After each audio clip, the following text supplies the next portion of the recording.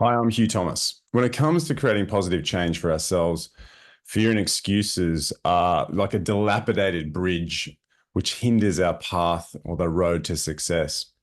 I think when we attain a degree of success and our basic needs are met, humans like to switch to a defensive game. And it's kind of like that sports team that takes the lead with a few minutes to go. And instead of continuing to attack and play their best, they try to keep the ball just out of the opposition half and just trying to play that defensive game to until the clock runs out of time. And I think we protect, we manage risk, and we play sensible and we settle for incremental gains. And that changes how we play and the impact we make. And that happens when we get to, 10, 15 years through our career, I think. I think our trepidation stems mostly from a kind of irrational fear of loss. And I've written before about Daniel Kahneman's discovery or theory about loss aversion, which means that people on average are more concerned with losses than we are about pursuing potential gains.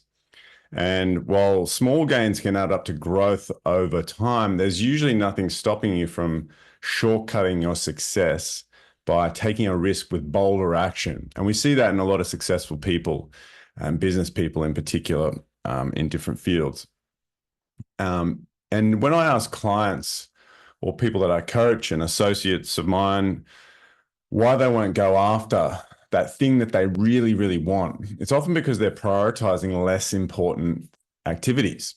And we're all guilty of it. I do this sometimes.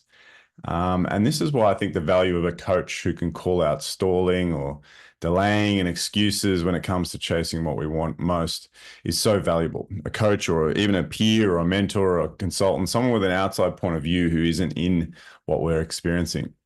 And I also think the mark of true leadership is the ability to kind of do that on our own to some extent or with the help of others.